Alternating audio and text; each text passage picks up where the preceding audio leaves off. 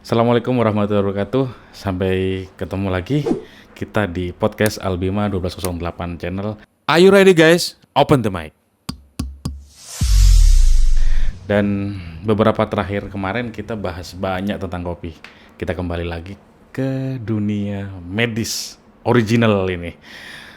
Kita kedatangan tamu ahli urologi yaitu Dr. Ali Alauddin, spesialis urologi. Ini teman sejawat saya.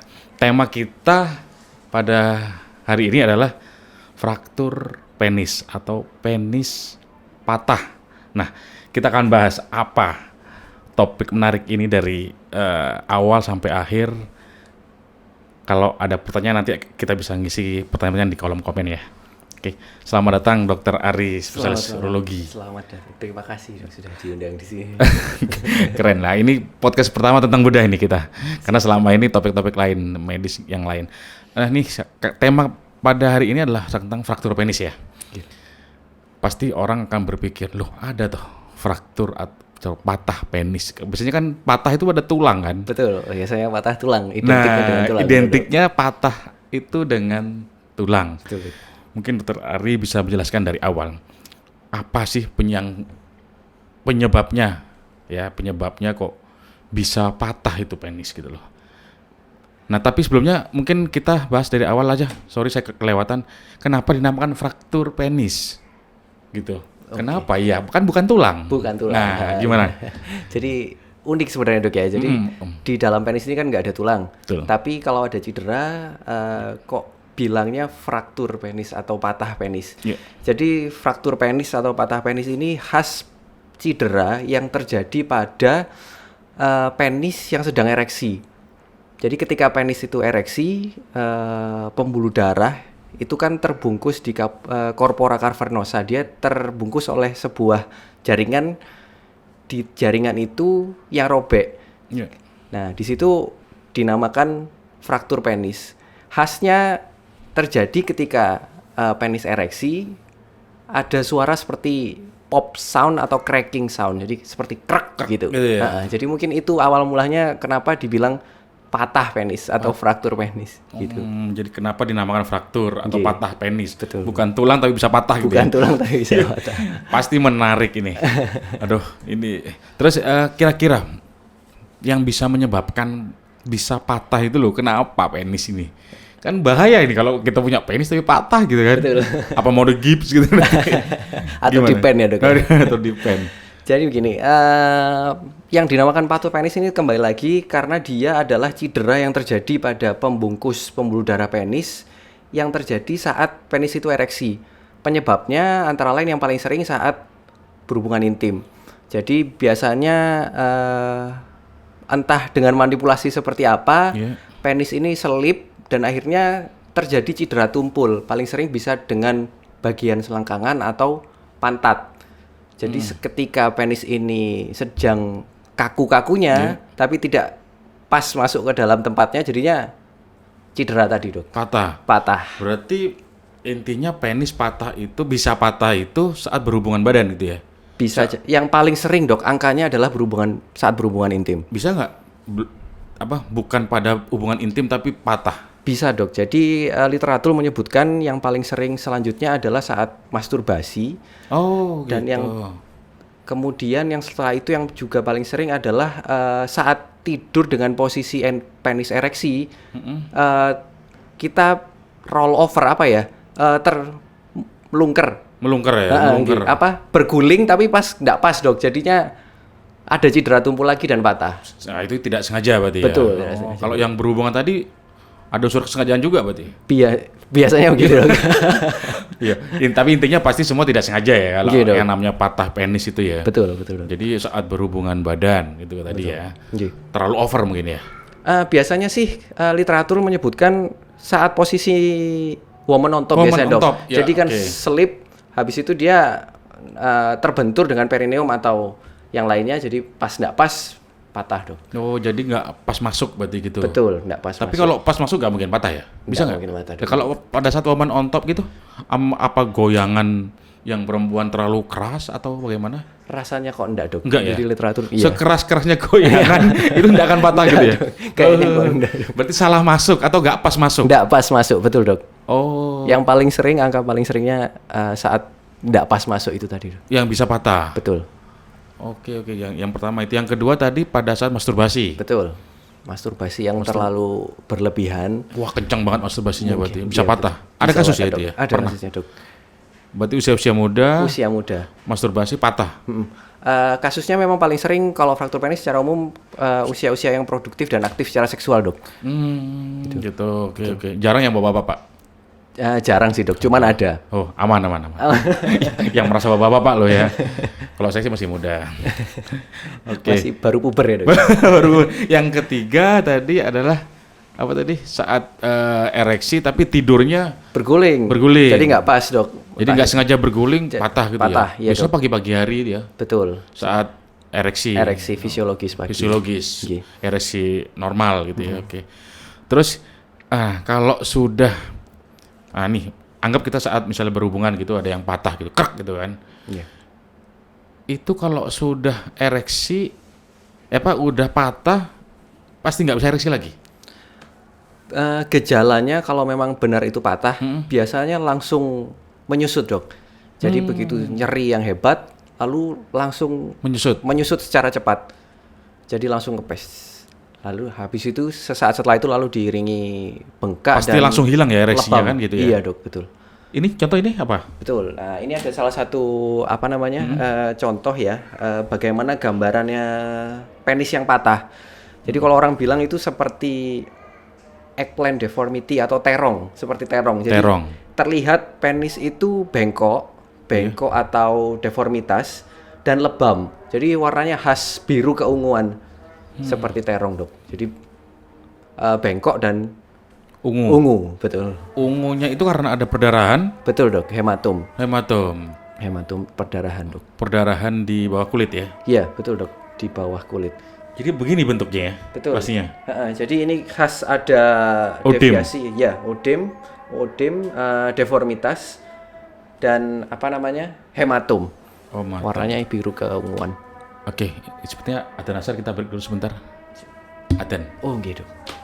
Oke, terima kasih menunggu lama. Ini tadi kita break karena adzan. Kita lanjutkan sebentar ya. Ini tentang fraktur penis tadi. Ini adalah foto pasien yang mengalami fraktur atau patah penis. Jadi dia bengkak ya? Betul, Dok. Bengkak, bengkaknya sampai segitu besar ya? Bengkaknya besar karena ada darah yang keluar dari pembuluh darahnya. Jadi dia numpuk di sana. Numpuk, betul. Ada perdarahan juga berarti intinya. Betul. Jadi yang patah itu berarti apanya? Soft tisunya, Dok, jaringan lunaknya yang membungkus pembuluh darah. Pembuluh darah ini yang bisa bikin ereksi, betul, Dok. Jadi jaringan lunaknya itu patah sehingga pembuluh darahnya ikut patah juga. Betul. Sehingga darahnya keluar. Di bawah kulit ini ya, yang bengkak-bengkak ini. Betul. Sehingga secara mendadak ereksi pun hilang. Langsung hilang saat itu ereksinya. Karena nyeri sekali pastinya. Dan nyeri sekali, Dok. Nggak bisa bayangkan. Tapi jangan dibayangkan lah. Kita nggak ngalamin lah kayak gini. Parah, berat gitu ya. Tapi emang yang paling besar adalah penyebabnya saat berhubungan intim. Berhubungan intim, Dok. Itu persentase paling besar ya. Betul, Dok. Karena pasti terjadinya karena saat posisi ereksi. Kalau nggak posisi ereksi, nggak mungkin ada patah penis gitu ya. Nggak patah, Dok. Patah dari mana loh? Lagi nggak ereksi. Oke, nah kalau misalnya saat ini nih tiba-tiba terjadi patah ini, yang harus dilakukan pertama sama masyarakat kalau misalnya ini ada mengalami seperti ini apa? Yang pertama kali dilakukan saat di rumah atau di tempat manapun? Saya rasa yang paling baik langsung dirujuk ke rumah sakit sih, Dok. Langsung lari ke rumah sakit? Betul, karena memang ada beberapa tata laksana yang non bedah, bisa dikasih es, dibebat dulu, tapi justru komplikasi jangka panjangnya katanya lebih banyak, Dok, daripada langsung dibawa rumah sakit untuk langsung segera dilakukan pemeriksaan dan tindakan. Oh gitu. Berarti nggak boleh nunggu-nunggu. Misalnya nunggu besoknya dikompres dulu, itu hasilnya akan lebih jelek kalau dia langsung datang daripada langsung datang gitu ya. Betul, Dok. Hasilnya komplikasinya lebih banyak daripada langsung. Berarti ini termasuk emergensi ya? Ini emergensi, Dok. Kalau misalnya ada patah gini, langsung diacarakan untuk operasi emergency. Operasi emergency. Situ operasi. Betul, emergency di situ. Oh, jadi awas hati-hati kalau misalnya ada patah begini, jangan ditunda-tunda. Apalagi diurut, biasanya kan tukang pijit. Betul, dok, nggak boleh diurut. Kayak orang patah tulang gitu kan, ayo tukang pijit dulu gitu. Kalau penis gini jangan sampai ke tukang pijit itu ya. Nggak bisa, dok. Dia makan nanti. Dipasang bambu gitu ya, terus dibungkus, di-splint gitu kan. Atau cari gips gitu, penisnya di gips. Biar lurus lagi. Biar lurus lagi. Padahal bukan itu, karena ini gelembung karena darah itu kan ya. Betul, ada darah. Oke, jadi harus langsung pergi ke rumah sakit karena ini termasuk kegawat daruratan atau emergency. Dan operasinya segera. Segera, dok. Nggak mungkin ditunda-tunda ya, karena ini suatu gawat darurat. Betul. Oke. Terus kalau sudah begini nanti kira-kira operasinya itu bagaimana? Diapakan?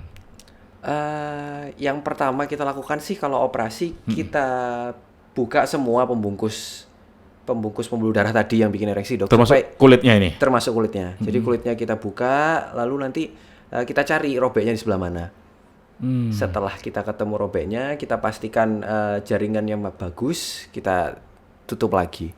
Kita jahit lukanya, terus kita pastikan penisnya bisa lurus. Berdiri tanpa ada deviasi atau bengkok, lalu kita nanti jahit dan kita tutup lagi. Memastikannya dia bisa berdiri gimana? Kan nggak bisa saat dia kan ereksi. Kita bisa tes ereksi, dok, saat operasi. Diapain itu? Tes ereksi? Dimasukkan cairan salin, dok, di corpora cavernosanya. Oh gitu. Tes ereksi, iya. Masuknya lewat OUE? Bukan, dok. Bukan, gimana? Di corpora cavernosanya langsung diinjeksikan. Di cavernosanya langsung? Betul. Berarti diinjeksikan gitu? Betul, pakai wing needle. Pakai wing needle. Yeah. Oke, berarti disuntikkan, dimasukin cairan ke situ, betul. Dilihat ereksinya. Betul, dok. Dilihat tegak ereksinya. atau deviasi miring kanan kiri gitu. Betul. Kalau misalnya miring diperbaiki lagi. Kalau miring berarti mungkin ada yang salah, kita perbaiki lagi. Oh, diperbaiki sampai dia betul-betul tegak. Iya, betul. Tapi biasanya sih kalau sudah simple, dok, lukanya tidak ada apa-apa, biasanya enggak miring sih, dok. Kita tinggal repair jahitannya. Berarti kalau yang sampai menyebabkan miring itu apa? Biasanya lead komplikasi yang jangka panjang, dok. Jadi karena luka dia timbul parut, dok. Keloid ya kalau kita bilang. Jadi dia bikin jaringan ikat ketarik berarti ya. Betul, ketarik, dok. Jadinya bengkok. Betul. Oh gitu. Oke. Berarti bukan di pen ya? Bukan. Kayak tulang gitu kan. Dibuka bungkusnya, dipasang pen gitu. Malah lurus terus dia. Ereksi terus gitu. Malah seneng nanti dia. Ereksi terus. Oke. Berarti memang gitu ya penata laksanaannya. Komplikasinya operasi apa? Komplikasi operasinya. Jadi orang tuh kalau misalnya ini fraktur penis atau patah penis ini dioperasi, ada komplikasi operasi nggak bisa apa atau sulit apa begitu? Betul. Jadi komplikasinya macam-macam, dok. Bisa yang tadi sudah saya sebutkan, penisnya jangka panjang bisa parut lalu bengkok. Oke. Lalu yang kedua, satu bengkok ya. Bengkok ya, dok. Terus yang kedua, literatur menyebutkan painful intercourse atau nyeri saat hubungan. Nyeri saat berhubungan. Betul. Nyeri saat berhubungan itu kenapa kira-kira? Saya rasa sama, dok, karena jaringan parutnya juga itu tadi. Jadi, berarti nyerinya karena dia mungkin tubuh ini berusaha ereksi maksimal tapi ketarik sama fibrosis. Betul, dok. Ada fibrosis plaknya itu tadi. Betul. Berarti nyerinya karena itu ya, bukan karena intercourse-nya berarti? Bukan, tapi hanya nyeri saat intercourse karena kan dia akan hanya ngerasa nyeri saat ereksi dan berhubungan intim, dok. Iya, pada saat ereksi kan? Betul. Pada saat ereksi iya. Berarti kan yang paling besar adalah saat ketarik oleh jaringan ikatnya itu yang di sekitarnya, yang terbentuk fibrosis itu. Betul. Itu tidak bisa dihindari ya? Nah, itu dia tidak bisa dihindari, dok. Tapi ada nggak yang nggak nyeri? Data sih menyebutkan ada sih, dok. Cuman ada sebagian kecil. Ya, itu dia. Memang tapi justru menariknya bukan itu sih, dok, yang komplikasi yang paling banyak sih yang bengkoknya itu. Yang bengkok. Betul. Dia enggak bisa Peyronie, dok. Peyronie namanya. Peyronie disease, ya. Peyronie disease. Berarti dia tidak bisa ereksi tapi dia bengkok ke kanan atau ke kiri. Iya, betul.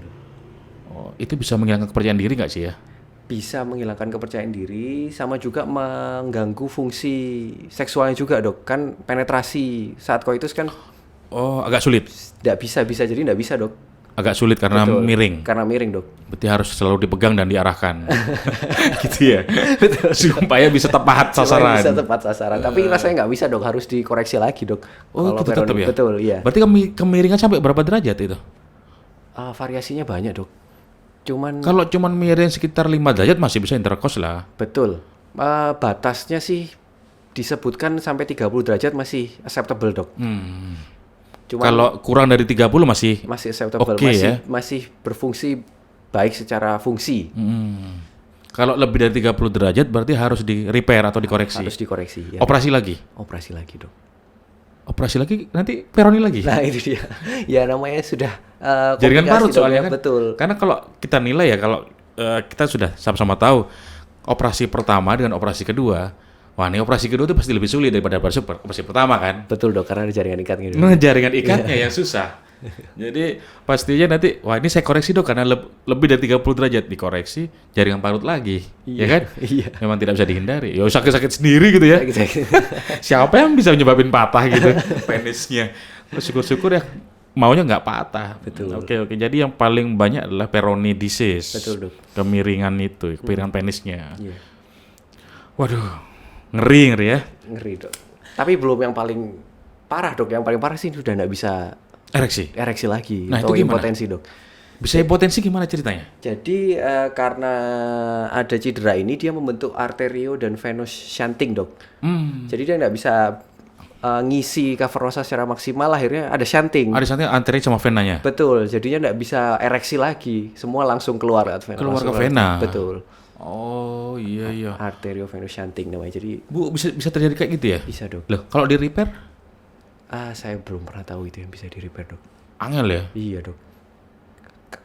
Kalau impotensi, Dok. Itu terjadi komplikasinya pasca operasi atau gimana? Enggak, itu late, Dok, jangka panjang, late complication. Oh, late komplikasi. Betul. Jadi ya tetap setelah operasi kan? Tetap setelah operasi. Jangka panjangnya bisa terjadi AVES, jadi arteri vena shunting gitu. Betul. Ya. Oh, jadi kalau gitu ya bocor dong arterinya ya. Betul. Lari ke vena semua. Nah, koreksinya, Dok, kalau sudah impotensi, kita nggak punya data di Indonesia, Dok. Yang di luar negeri itu diimplan, Dok. Apanya?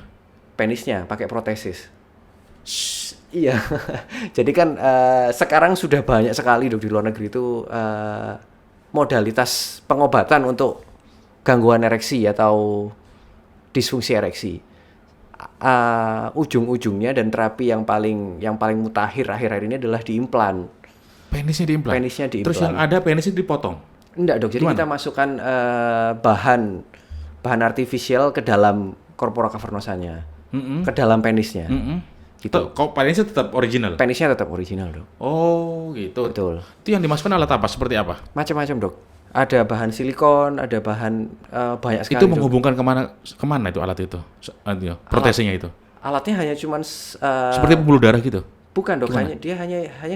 Iya, menyerupai pembuluh darah, tapi fungsinya supaya dia bisa ereksi saja, terlihat dari luar untuk ereksi dan dia bisa berfungsi untuk berhubungan seksual lagi. Saya juga belum bisa mikir ini. Kita ini kalau butuh ereksi itu kan butuh aliran darah tuh. Betul, dari arteri yang bagus itu kan. Betul, Dok. Kalau arterinya bagus, saat darah itu mengalir deras gitu, baru kita bisa ereksi kan. Betul, Dok. Nah, kalau sudah terjadi komplikasi tadi adalah terjadi shunting arteri dan vena. Ya, itu repairnya atau diperbaiki setelah dengan protese. Betul, Dok. Nah, itu menggantikan arteri vena itu atau bagaimana? Bukan, dia tidak menggantikan. Dia dia membuat ereksi buatan, Dok. Tapi tidak menggantikan. Jadi implan ini pun banyak macamnya, Dok. Ada yang bisa inflatable atau bisa kembang kempis, ada yang enggak. Kalau yang enggak itu berarti ereksi terus nanti, Dok. Jadi dia rigid terus, begitu besar terus. Kita tinggal tanam di dalamnya, terus nanti terlihat dari luar tuh seperti ereksi terus. Nah, ada lagi yang lebih bagus lagi, itu yang bisa dikembang-kempiskan. Pakai apa? Ada sebuah pompanya, Dok. Jadi pompanya nanti ditanam juga di perut. Jadi begitu pasien butuh, tinggal dipencet saja, jadi dia ngembang. Oh, berarti nggak bisa fisiologis ya berarti ya? Sudah tidak bisa fisiologis, Dok. Jadi protese itu juga kalau misalnya menerima rangsangan dibuat juga ereksinya gitu? Ereksinya dibuat, Dok. Oh, berarti tetap ada alat tambahan. Tetap ada alat tambahan. Jadi protesnya masuk di penis. Betul. Terus ada alat tambahan yang dipencet lah istilahnya dalam tanda kutip begitu. Begitu, betul. Supaya dia bisa tegak. Betul, Dok. Jadi dia ngisi udara langsung dia ngembang dan ereksi. Sensorisnya gimana ya? Sensoris rasanya ya rasanya sudah tidak seperti fisiologis lagi, Dok. Jadi kan sudah dimasuki alat artifisial. Berarti kalau si pasien ini menerima rangsangan saat dia foreplay gitu, betul. Ada rasa keinginan ereksi tapi nggak bisa, terus alatnya dipencet gitu. Betul, Dok. Tapi tetap bisa deh menerima rangsangan gitu ya? Bisa harusnya, Dok, karena sensoris kan masih bisa masuk dari perifer ke sentral. Betul, masih bisa masuk. Masih bisa masuk. Terus begitu karena keinginan, dia harus pencet alat untuk penisnya itu. Betul, Dok. Biar tegak. Iya, karena dia sudah tidak bisa ereksi secara fisiologis, secara normal. Berarti impotensinya total ya? Iya, Dok. Itu biasanya pilihan terapi untuk pasien-pasien yang sudah impotensi yang dipencet gitu, betul. Alatnya bisa tegak, penetrasi, tapi dia nggak ngerasain. Iya, Dok, sepertinya. Gitu kan? Kalau kita berhubungan gitu kan mesti kan terasa di titiknya kan ada tertentu kan ada. Tuh. Betul. Ada sensoris rasa nikmatnya gitu, Dok. Kalau situ nggak bisa? Rasanya masih bisa, Dok. Cuman mungkin tidak seperti fisiologis orang normal biasa. Sperma bisa keluar nggak? Sperma harusnya bisa keluar, Dok, karena tidak ada hubungannya sama ekskresi sperma.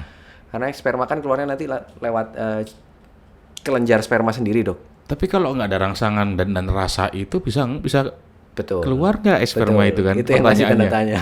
Iya kan? Iya, Dok. Bagaimana bisa keluar sperma kalau dia tidak bisa merasakan kenikmatan itu? Betul. Iya kan? Betul, Dok, masuk akal. Iya kan jadi pertanyaan juga gitu.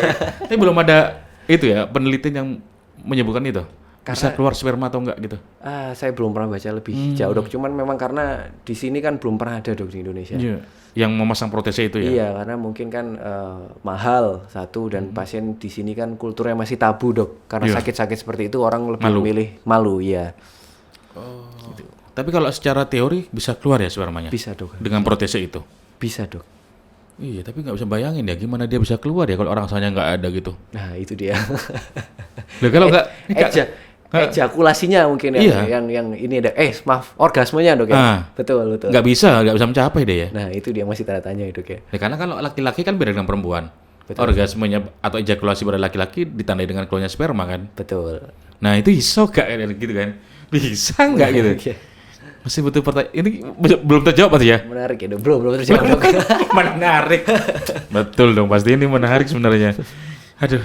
Ya, oke. Aduh, ini harus hati-hati banget.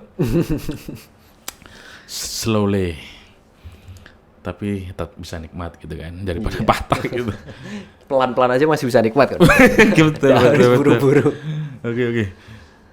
Ada contoh lagi nggak gambarnya? Ada contoh lagi? Oh, enggak.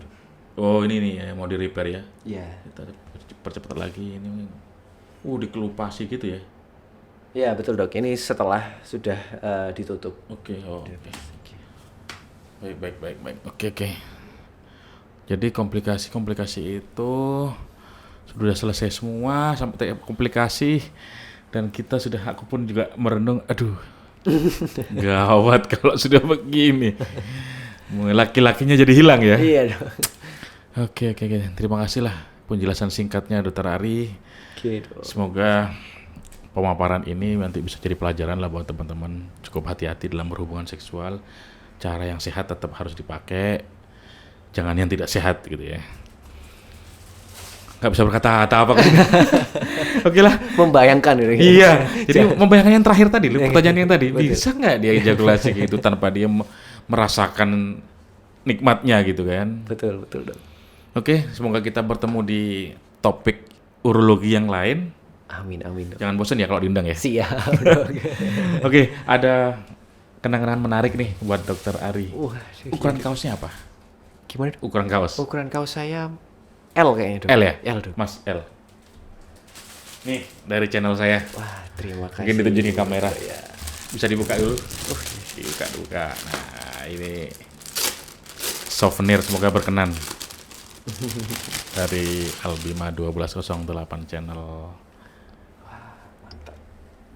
Oke, jangan lupa subscribe. Jangan lupa subscribe. Subscribe dari keluarga, teman semua di subscribe. Siap. Bisa dibalik mungkin. Iya. Nah, like, subscribe, komen dan share sebanyak-banyaknya. Albima 1208 channel. Sekali lagi terima kasih Dr. Ari. Semoga nanti kita bertemu lagi di channel Albima 1208 dengan topik urologi yang lain. Baik.